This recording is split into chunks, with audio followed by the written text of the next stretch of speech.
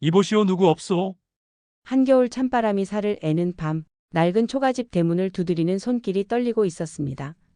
이 밤중에 누가 또 안방 구석 희미한 호롱불 아래서 바느질을 하던 젊은 과부 연화가 바늘을 멈추고 고개를 들었습니다. 바람이 문틈으로 파고들며 휘하고 긴 숨을 내뱉었습니다. 밖에서는 다시 쉰 목소리가 얼어붙은 공기를 흔들었습니다. 이보시오 누구 안 계시오? 연화는 이불자락을 꼭 움켜쥐었습니다. 혼자 사는 집, 그것도 젊은 과부 집에 밤중에 남정네가 찾아온다는 건 그 자체로 흉흉한 일이었습니다. 연화는 조심스럽게 일어나 문 안쪽으로 다가가 문고리를 꼭 쥔 채 낮게 물었습니다. 누구시오? 저는 지나가던 나그네입니다. 장터로 가던 길을 잘못 들어 밤이 깊어 길을 잃었습니다. 이 추위에 더 가다간 정말 죽을 것 같아 감히 문을 두드렸소. 목소리는 젊었지만 기력이 빠져 끊어질 듯 이어졌습니다. 잠시 짧지만 긴 침묵이 흘렀습니다. 연화는 문틈 사이로 바깥을 조심스레 내다보았습니다. 눈이 소복이 쌓인 마당 한가운데 허름한 솜도포에 다 찢어진 바지, 발에는 집신 하나 제대로 못 신은 젊은 사내가 설이 내려 하얗게 질린 얼굴로 서 있었습니다. 거지 총각이군. 연화는 속으로 중얼거렸습니다. 날이 저는 혼자 사는 과부요. 사정은 딱하지만 밤중에 사내를 집안에 들릴 수는 없소. 그 말을 남기고 연화는 문을 꼭 닫았습니다. 쿵! 닫힌 문소리가 두 사람 가슴에 동시에 박혔습니다. 바깥에서는 한참 동안 아무 소리도 들리지 않았습니다. 연화는 문 뒤에 기대 선 채 가슴이 두근거리는 걸 느꼈습니다. 잘한 걸까? 세상 인심이 험한데 젊은 사내를 들였다가 무슨 일이 벌어질지 모릅니다. 그때 문 밖에서 낮게 웃음 같은 기침 소리가 났습니다. 하하. 하늘도 무정하지. 오늘이 내 꼴이로구나. 희미한 숨소리와 함께 눈을 밟는 발자국 소리가 점점 멀어져 갔습니다. 연화는 그제야 문고리를 쥐고 있던 손에 힘이 빠지는 것을 느꼈습니다. 이대로 가다간 정말 얼어 죽겠지. 가슴 한구석이 쿡 하고 찔렸습니다. 그 순간 부엌 가마솥에서 스며 나오는 밥 냄새가 은근히 풍겨왔습니다. 오늘 장터에서 남은 보리쌀에 조금 섞어 지어둔 밥, 내일 아침 끼니로 아껴둔 것이었습니다. 그때 오래전 남편의 목소리가 귓가를 스쳤습니다. 연화야, 우리도 남덥고 살 만큼 넉넉진 못해도 언젠가 힘든 사람이 문을 두드리거든. 밥 한 그릇이라도 내어주어라. 밥 한 그릇이 사람 목숨 하나를 살릴 수도 있는 법이니. 마지막 숨을 내쉬며 남편이 했던 말이었습니다. 연화는 벌떡 문을 열어 젖혔습니다. 이보시오. 차가운 바람이 확 하고 밀려 들어왔습니다. 마당엔 이미 눈발이 더 거세게 몰아치고 있었습니다. 연화는 치마폭을 움켜쥐고 대문 쪽으로 허둥지둥 뛰어갔습니다. 눈밭, 대문 기둥 옆, 그곳에 젊은 사내 하나가 미끄러지듯 쓰러져 있었습니다. 어머나. 사내의 입술은 퍼렇게 질려 있었고 속이 빈 집시는 눈에 젖어 축축했습니다. 이보시오. 정신 좀 차리시오. 연화가 흔들자 사내가 겨우 눈을 떴습니다. 아까 문 닫으셔서 그냥 가려 했는데. 말을 마치기도 전에 사나운 기침이 터져 나왔습니다. 말은 됐고 어서 일어나시오. 이대로 두면 정말 죽겠소. 연화는 사내의 팔을 자신의 어깨에 걸쳤습니다. 여인 몸으로 사내의 몸무게를 버티기엔 버거웠지만 눈밭에 그대로 두고 볼 수는 없었습니다. 한 번만 더 힘을 주시오. 조금만 더. 휘청. 겨우 방 안까지 끌고 들어온 연화는 사내를 아랫목에 눕혔습니다.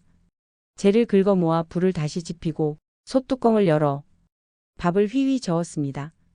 보리밥에 쌀이 조금 섞인 밥, 된장 한 숟갈 풀어 끓인 국, 그리고 남은 김치 몇 조각.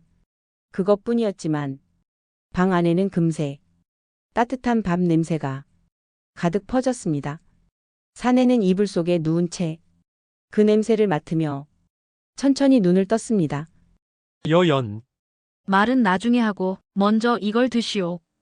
연하는 작은 밥 공기에 밥을 수북이 담고 뜨끈한 된장국을 말아 건넸습니다. 이건 너무 귀한 밥입니다. 사내의 손이 덜덜 떨렸습니다. 보리쌀이라 별건 없소. 괜한 소리 말고 어서 드시오. 저 같은 거지에게 이런 밥을 내어주시다니. 거지하지 마시오. 사람이기만 하면 됐지. 사내는 한 숟가락 한 숟가락 조심스레 밥을 입에 옮겼습니다. 뜨거운 숨이 후 하고 새어나오고 눈가가 서서히 붉어졌습니다. 맛있소? 예, 한참 만에 짧은 대답이 나왔습니다. 살면서 이렇게 가슴까지 따뜻해지는 밥은 처음 먹어봅니다. 연하의 가슴도 알 수 없는 먹먹함으로 차올랐습니다. 이름은 무엇이오? 저는 진수라 합니다. 진실할 진, 빼어날 수. 하지만 지금 제 꼴은 그 이름이 아깝습니다. 이름이 어디? 겉골 보고 짓는 것이오. 사람 속 보고 짓는 게지. 연하는 피식 웃으며 말했습니다. 그날 밤 작은 초가집 안에는 두 사람의 숨소리만이 조용히 오르락 내리락 했습니다. 진수는 불 위에 올려둔 주전자 끓는 소리를 들으며 꼬박꼬박 졸다 깨기를 반복했고, 연화는 방 한구석에 기대 앉아 낯선 사내를 바라보았습니다. 사라는 돌아가야지. 이렇게까지 해서 살려놨는데. 바람 소리는 여전히 매서웠지만 방 안 공기만큼은 어딘지 모르게 따뜻해진 듯 했습니다. 다음 날 아침, 닭 우는 소리에 맞춰 연화가 이부자리를 정리하려는데 아랫목에서 낮은 신음소리가 들려왔습니다. 진수가 이마를 짚으며 몸을 뒤척였습니다. 연화가 다가가 손등을 대보니 뜨겁지도 너무 차갑지도 않았습니다. 열은 많이 내렸구먼. 연화는 안도의 숨을 내쉬고 부뚜막으로 가서 죽을 쑤기 시작했습니다. 찰박찰박 주걱이 바닥을 긁는 소리에 진수가 천천히 눈을 떴습니다. 여기가 어디입니까? 살아서 물을 만큼은 되었소. 연화가 웃는 듯 웃지 않는 듯한 얼굴로 말했습니다. 어제 눈밭에 쓰러져 있던 거. 기억은 하시오? 진수의 눈에 어젯밤의 장면들이 서서히 떠올랐습니다. 눈발, 초가집, 닫힌 문, 그리고 다시 열린 문과 따뜻한 손길. 살려주셨군요. 살리는 건 하늘이 하는 거고 나는 그냥 문이나 하나 연 거지요. 연화는 그릇에 하얀 죽을 담아 김 한 조각을 얹었습니다. 이건 미음이니 천천히 드시오. 빈속에 급히 먹다간 배탈이 나오. 진수는 몸을 일으켜 두 손으로 그릇을 받았습니다. 고맙습니다. 그는 숟가락을 입에 가져갔다가 잠시 멈추었습니다. 왜 안 먹소? 이 집에 제가 드릴 것이 하나도 없어서요. 허, 연화는 코웃음을 쳤습니다. 살아서 나중에 벌어 갚으면 되지. 지금 죽그릇 하나에 무슨 인생 계산을 다 하려 하시오. 어제도 말했지만 여기 들어오는 사람은 거지든 선비든 먼저 사람으로 보는 집이오. 진수의 눈이 살짝 젖었습니다. 그럼 사람답게 살 때까지 살아보겠습니다. 그리고는 조심스레 한 숟가락을 떠 입에 넣었습니다. 입 안 가득 퍼지는 따뜻한 죽과 구수한 김 냄새, 그리고 살아있다는 또렷한 실감. 진수의 목구멍이 꿀떡하고 넘어갔습니다. 맛있소? 예. 살고 싶어지는 맛입니다. 연화는 그제야 입가에 작은 미소를 얹었습니다. 며칠 동안 진수는 그 집에서 몸을 추슬렀습니다. 눈은 쉬 멎지 않았고 산길도 아직 막혀 있었습니다. 연화도 굳이 그를 내쫓지는 않았습니다. 대신 조건 하나를 걸었습니다. 이 집에 오래 있으려면 공짜로는 안 돼오. 마당 쓸고 장작 패고 눈 그치면 지붕 위 눈도 내려야 하오. 예. 진수는 그 어느 때보다 진지한 얼굴로 대답했습니다.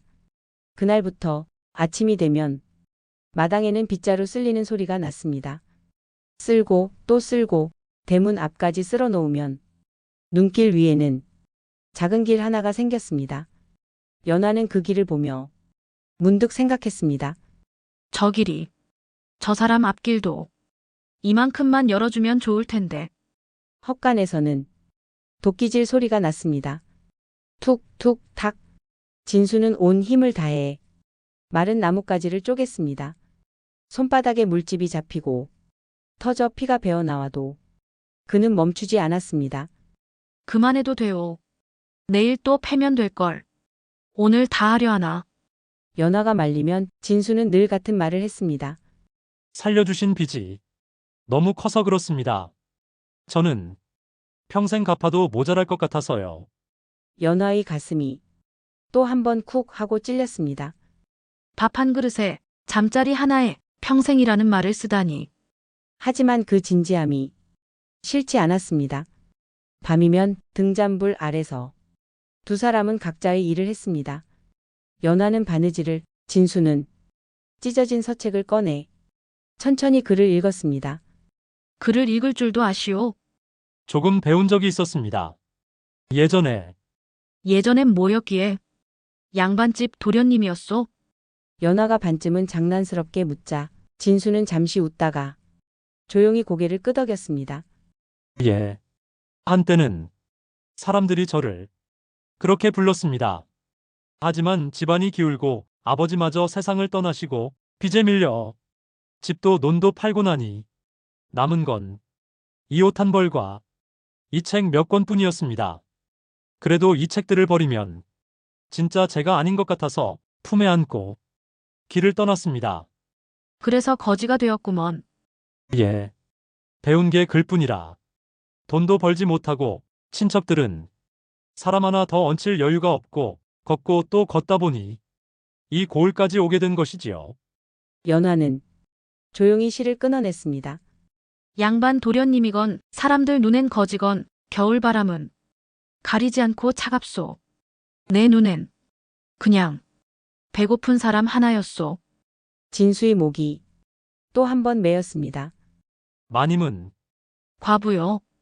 연화가 먼저 잘랐습니다. 과부고 빚진 사람이고 장터에서 밥 팔아 겨우 살아가는 사람이지. 그렇게 말씀 마십시오. 저한테는 살려준 사람이고 이 집은 세상에서 제일 따뜻한 집입니다. 방 안 공기가 조용히 흔들렸습니다. 바깥에서는 눈발이 다시 거세져 지붕을 두드렸습니다. 눈이 조금씩 그치는가 싶더니 며칠 뒤 장터의 바람처럼 소문 하나가 돌았습니다. 올봄에 아랫고을에서 향시를 본다더라. 그래, 글줄 좀 안다는 것들이 다 몰려들겠구먼. 그 소문은 진수의 귀에도 들어왔습니다. 그날 밤 진수는 책장을 넘기면서도 글자가 눈에 들어오지 않았습니다. 연화가 눈치를 채고 물었습니다. 무슨 걱정이 그리 많소?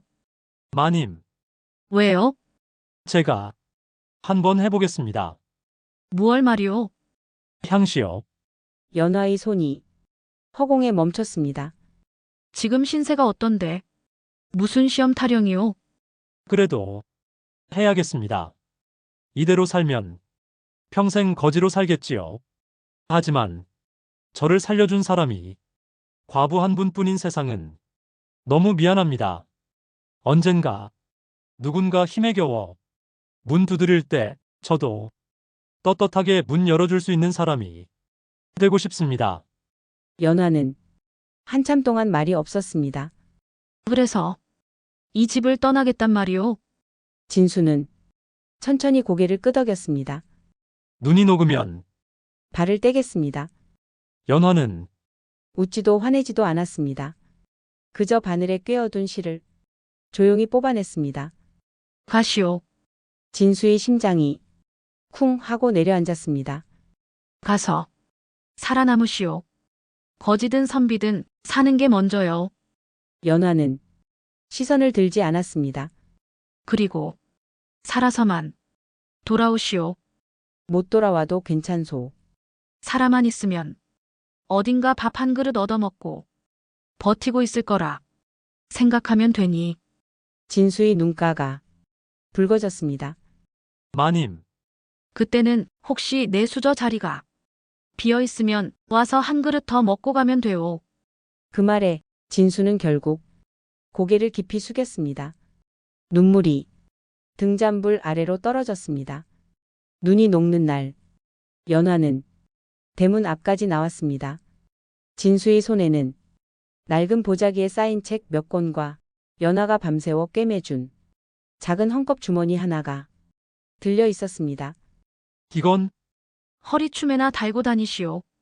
길 가다가 마음이 무너지려 할 때 한 번쯤 만져보면 좋을게요. 안에는 뭐가 들었습니까? 볼 거 없소. 쌀 몇 알, 말린 나물 조금, 그리고 연화는 살짝 웃었습니다. 내가 쓰다 만 글자들. 글자, 그냥 살아서 돌아오라는 말 구구절절 써놨소. 진수는 작은 주머니를 가슴께 꼭 안았습니다. 살아서 돌아오겠습니다. 반드시. 그래요. 꼭 대단한 사람 돼서 오겠다는 소리는 말고 그냥 고개 푹 숙이지 않아도 되는 사람 정도로 되어 돌아오시오. 연화의 눈가도 어느새 젖어 있었습니다. 가보시오. 더 서 있으면 나도 마음이 약해져서 말릴지 모르니.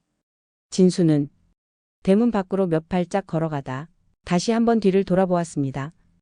허름한 초가, 낡은 대문, 그리고 그 앞에 서 있는 마른 체구의 여인 하나. 눈발이 그 사이를 흩날리고 있었습니다. 그 모습이 진수의 가슴 속에 깊이 새겨졌습니다. 그 뒤로 새해가 흘렀습니다. 연화의 삶은 겉보기엔 크게 달라지지 않았습니다. 여전히 새벽이면 일어나 장터에 나가 밥을 팔고 여전히 해질 역이면 허리를 부여잡고 돌아와 부뚜막 앞에 섰습니다. 빚쟁이들도 때때로 찾아왔습니다. 올해 안에 못 갚으면 집을 넘겨야 한다, 연화야. 고리 대금업자 박서방이 빈문서를 흔들며 말했습니다. 알고 있소. 죽지 않고 살아있는 동안은 손가락이든 허리든 움직일 테니 조금만 더 기다려보시오. 연화의 눈빛은 쉽게 꺾이지 않았습니다. 마당에는 계속 길이 생겼습니다. 아이들이 뛰어들어와 밥 한 숟가락 얻어먹고 나가고 품팔이꾼들이 허기를 달래고 가고 길 잃은 행인들이 문을 두드리고 들어와 잠시 몸을 녹이고 가기도 했습니다. 연화는 그럴 때마다 남편의 말을 떠올렸습니다. 밥 한 그릇이 사람 목숨 하나를 살릴 수도 있지. 그리고 그 말 뒤에는 항상 같은 얼굴이 떠올랐습니다. 눈발 속에서 떨던 허름한 거짓 총각 한 사람. 연화는 밤마다 촛불 앞에서 조용히 중얼거렸습니다. 살아만 있어라. 어디서든지. 세 번째 겨울. 고을에 또 다른 소문이 돌았습니다. 서울에서 내려온 관리가 이 고을 장부를 살핀다더라. 이번엔 그냥 보여주기식이 아니래. 백성들 억울한 일도 듣겠다 했다더라. 사람들은 반신반의하면서도 어딘가 기대하는 눈치였습니다. 그 무렵 연화의 집엔 결정적인 일이 닥쳐왔습니다. 연화야, 박서방이 목을 쭉 빼고 들이닥쳤습니다. 이제 더 미룰 수가 없다. 새해를 미뤄줬으면 우리도 많이 봐준 거다.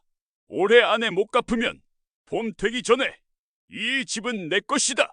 연화는 두 손을 가지런히 모았습니다. 이 집만은 남겨주시오. 여긴 밥 먹으러 오는 사람들도 많소. 그 사람들 집이야. 내 알바냐. 내가 갚을 돈이 없으면 집으로 갚아야지. 이 문서에 원님 도장이 떡 찍혀 있다. 우리 마음대로도 못해. 박서방은 빈문서를 탁탁 흔들며 나가버렸습니다.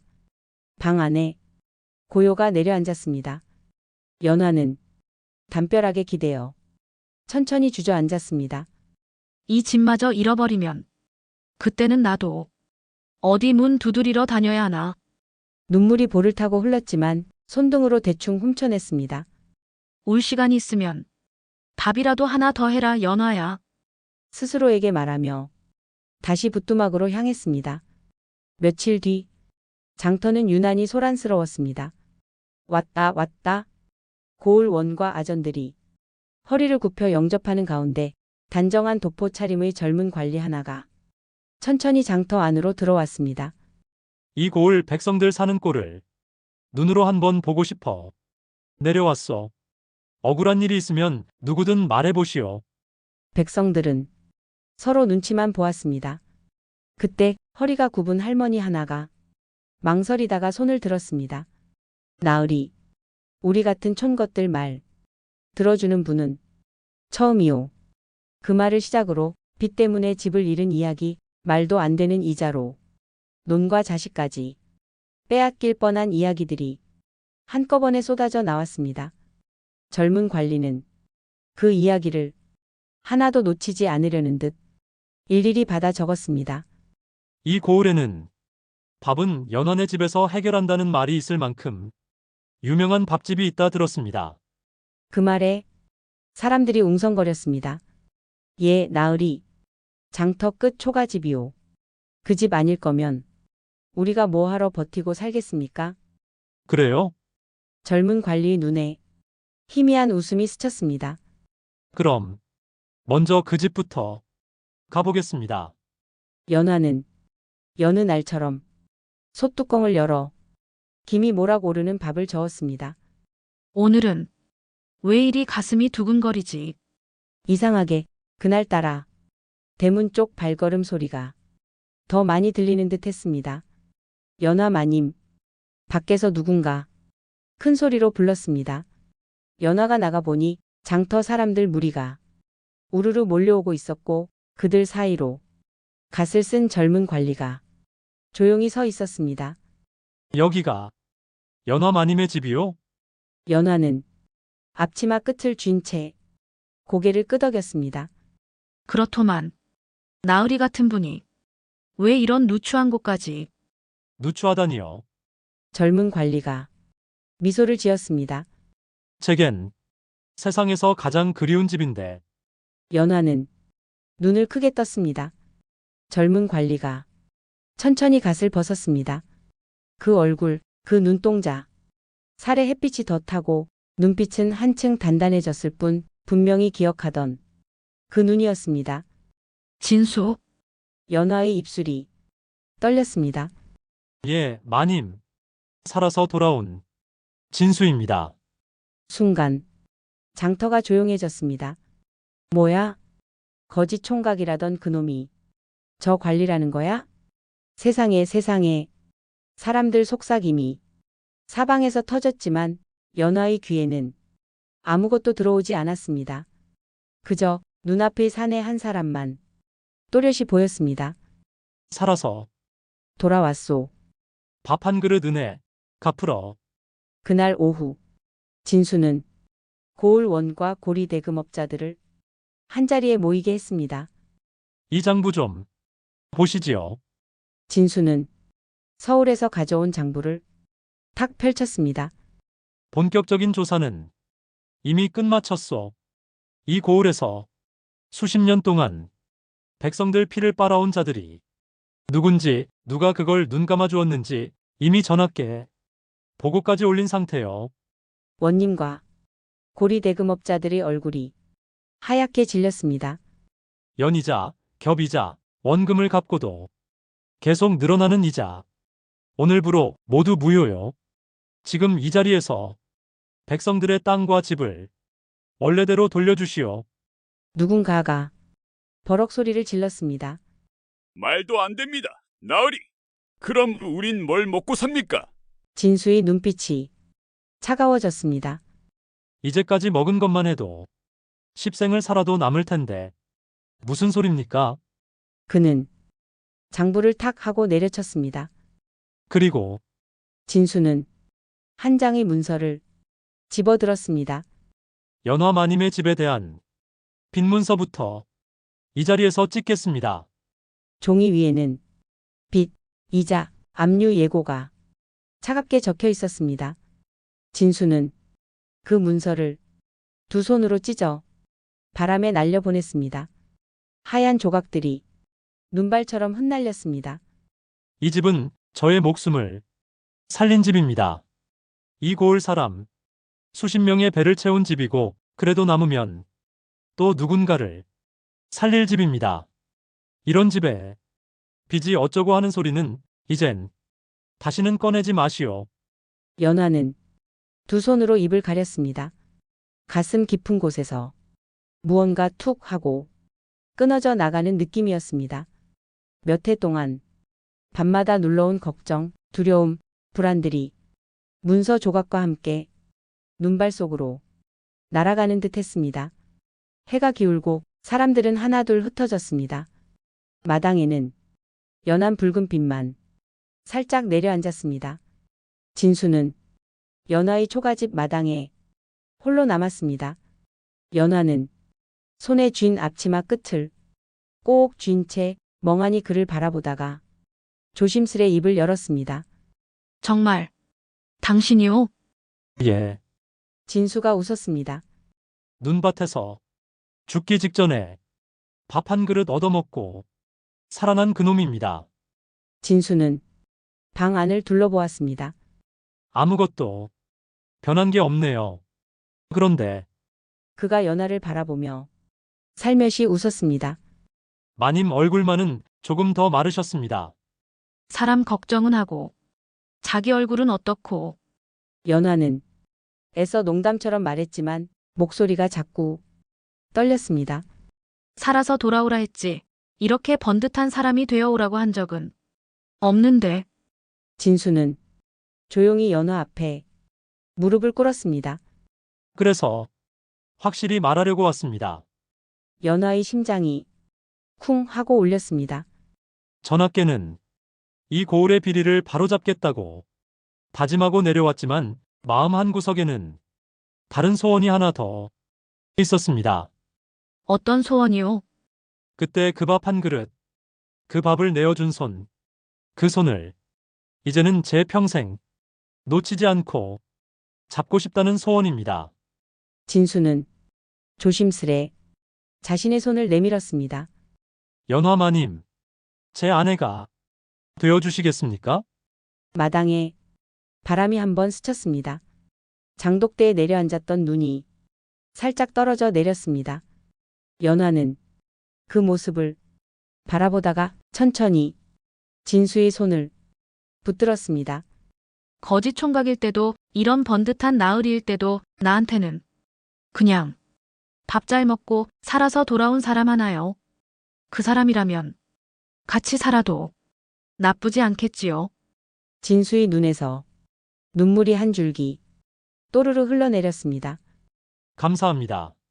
살게 해주시고 다시 살 이유까지 주셔서 두 사람의 손이 서로를 꼭 감쌌습니다. 그 손 위로 눈발이 살짝 내려앉았다. 금세 녹아내렸습니다. 그 뒤로 연화의 집에는 큰 변화가 찾아왔습니다. 진수가 서울에서 모아온 돈과 임금에게서 받은 상을 보태 낡은 초가집을 허물고 넓은 기와집을 세웠습니다. 하지만 이 집의 뿌리는 변하지 않았습니다. 대문 옆 작은 나무판 하나가 걸렸습니다. 배고픈 이는 누구든 들어와 밥 한 그릇 드시오. 돈 있는 이는 조금 더 내고 돈 없는 이는 힘을 조금 내시오. 사람들은 그 집을 두고 이렇게 불렀습니다. 연화 밥상. 행인들은 그 집에서 밥을 먹고 길을 떠났고 품팔이꾼들은 그 집에서 힘을 얻어 다시 하루를 버텼습니다. 밤이면 연화는 여전히 부뚜막에서 밥을 짓고 진수는 아이들 며칠 모아 글을 가르쳤습니다. 글을 배우던 아이들은 어느 날 문득 궁금해했습니다. 스승님, 어쩌다 여기 오게 되셨어요? 진수는 아이들 머리를 쓰다듬으며 웃었습니다. 눈 많이 오던 어느 겨울날 이 집 문을 두드렸다가 밥 한 그릇 얻어먹고 인생이 통째로 뒤바뀌었단다. 아이들의 눈이 반짝였습니다. 방 안저편에서 그 말을 듣던 연화는 살며시 주걱을 내려놓고 창밖 하늘을 올려다보았습니다. 별들이 총총히 박혀 있었습니다. 서방님, 예, 부인. 진수가 대답했습니다. 행복하오. 진수가 연하를 바라보며 넉넉히 웃었습니다. 예. 세상에서 제일 가난하던 거지가 밥 한 그릇 덕에 이만큼 부자가 됐으니 더 바랄 게 어디 있겠소. 부자가 다 뭐요? 여기저기 많이 도와줄 수 있으면 그걸로 된 거지. 연하가 웃자 진수가 장난스럽게 말을 이었습니다. 그러니 당신이야말로 제 인생이 제일 큰 대박입니다. 연하는 얼굴을 붉혔습니다. 늙어서 그런 소리 하기는. 늙어서도 이런 소리 해줘야지요. 그래야 우리 이야기가 오래도록 전해지겠지요. 연하는 살며시 웃음을 터뜨렸습니다. 바람은 마당을 가로질러 장독대 사이를 스치며 속삭이는 듯했습니다. 거지 총각에게 밥 한 그릇 준 과부, 그 손길 하나에 인생이 뒤바뀌다. 그 이야기는 장터 사람들의 입에서 다른 고을로, 다른 고을에서 또 다른 마을로 오랫동안 잔잔한 감동을 안고 전해져 갔습니다.